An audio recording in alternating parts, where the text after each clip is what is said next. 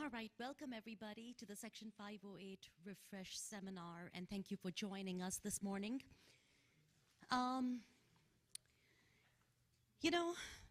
Talking about why the refresh is so important is how we were going to kick off the program. But let me get some housekeeping items out of the way for those of you who have parked in this hotel, the garage in the hotel. If you go to the front desk and get your ticket stamped, you will get $10 off the parking. Second housekeeping item that I want to get out of the way is that this is a very long seminar, and I'm sure after an hour and some minutes, people will want to take a break. So midway through the seminar, we will take a 5 to 10 minute break, and we will announce that right before we take the break. So with those two things out of the way, I'm Preeti Kumar. I'm the CEO of DQ Systems, who has been really immersed in the field of accessibility for almost 2 decades now. But enough said about me, because here I have a most distinguished panel of guests. We've managed to get together people who are the who's who of information technology, policy implementation, policy definition in the federal government, and then somebody who brings the industry perspective to us when you're talking about doing accessibility at a very large scale. And Deborah Kaplan, who's got yet another unique perspective, not just having implemented accessibility for 2 decades, I think, or more, having a legal background, having been at the California State University and many other places. But in addition to that, she obviously brings a user's perspective to accessibility as well. And it's really funny because I was kind of dreading sitting in that armchair, and being a therapist for the Section 508 refresh.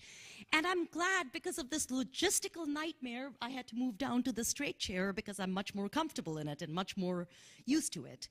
But I do think I would like to kick this off by getting Deborah to talk about and kick us off by telling us why the Section 508 refresh and ADA standards are so important from a user's perspective, as well as from the perspective of embracing it as a society. Okay. Welcome, everybody, and it's a pleasure to be here, despite the change in weather. I'm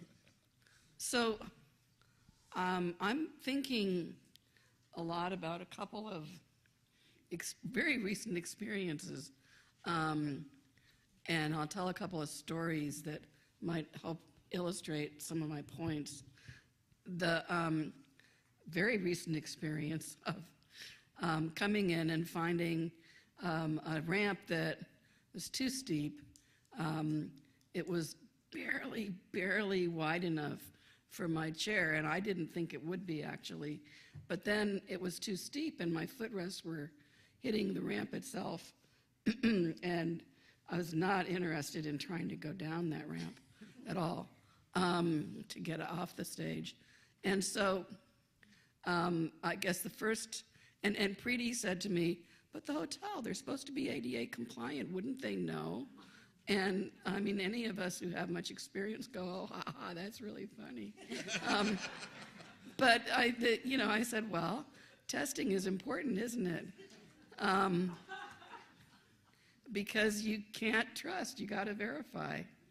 And you can't trust that the people who tell you that it's accessible know enough to know themselves whether what they're saying is right. I'm sure the hotel people thought they had a good ramp. And then for people who are users of accessibility, it's very tempting to not want to disrupt things, and we're so used to doing okay with what people give us because it's better than nothing. And we've all experienced nothing. that it's difficult to say, well, wait a minute. No, I'm not going to do that. I'm not going to go along with that. It's not really okay. And the law says that it needs to be, it needs to actually meet the standards. But in this case, I would have been uncomfortable, and I think everybody on the stage would have been uncomfortable with me down on the floor and everybody else up on that would have just been icky. And, but I had to say, well, no, everybody come down. Let's do it that way, and then we're all equal, which is the way it should be. But you have to be willing to realize that that is the best thing and insist on it, or say, let's do it this way.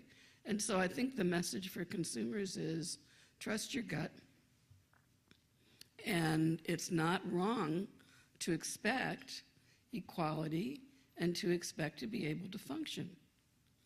And that is what the standards are for, so use them. The other thing, the new refresh emphasizes, if you read the text and read between the lines, what those of us who've been in the field have been saying for a long time, which is you can't really address accessibility well and address these standards well by waiting until you've already designed something and already built it to then say, oh, how do we do on accessibility? Because you're going to end up with clunkier, less than adequate results that are also more expensive to fix. So the standards talk about user needs, and that user needs of people with disabilities need to be taken into account throughout the entire life cycle, including design and development. And that's really, that's the key. And it's the key to accessibility. It's also the key to meeting the needs of everybody. Yesterday, 508 coordinators went to a session that Helen Chamberlain from GSA, for now, who's about to retire and go live a fantastic life without us. Anyhow, we had a symposium that was all about what Microsoft has been doing to build accessibility into a lot of the products that we in the federal government use all the time.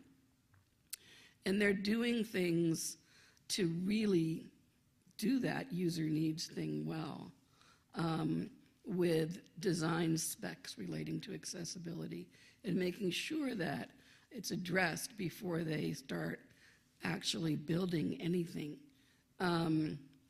And what they're finding is that it's addressing issues that pertain to everybody really well, and coming up with better solutions than they would have if they had designed things from a non-disabled perspective. And that's something that a lot of us have also been saying for a long time, but now that big companies like Microsoft and others are doing it, they have great examples of how that's true. And so yesterday, and forgive me if I'm taking too long, but yesterday I had to deal with the very poor implementation of accessibility by Metro, because I live in Silver Spring, and the red line is out between Fort Totten and Silver Spring. So I get off at Fort Totten and wait for my shuttle. And there's shuttles, and there are these big, huge coach buses, with really comfortable seats, and they're really nice. They're not accessible. And so I got off, and this woman from Metro says, "How are you?" And I said, "I'm not sure." What's the story here? She said, "Oh, don't worry, we've got a bus for you. It's waiting at the top of the hill." And it took like 10 minutes to get it from the top of the hill. So I'm not sure exactly which hill she was talking about, but it came, and it was an old metro bus that they don't even use anymore. And so I said, I need to have the restraints, the tie downs and the seatbelt. Well, they didn't work anymore on this bus. I mean, this is an old crappy bus. I mean, I was thinking, so what's a metaphor for this? It's sort of like, and maybe you're not ready for this example, but it's sort of like, where's the restroom? And everybody gets to go to this nice, plush, gorgeous, restroom with modern tile, or those sinks, that look like basins and beautiful things. And then for people with disabilities, you get to go in the accessible porta potty. It's like, what? Oh no, this is special just for you. That's what it sort of felt like. And that's what it feels like. Oh, this is special just for you. Well, no, I want the nice bathroom. I want the accessible version. I want to be thought of in the design. So that's why this stuff is accessible. That's why these standards are important. And it's why the ideas that are incorporated into this refresh about how you need to address accessibility are important.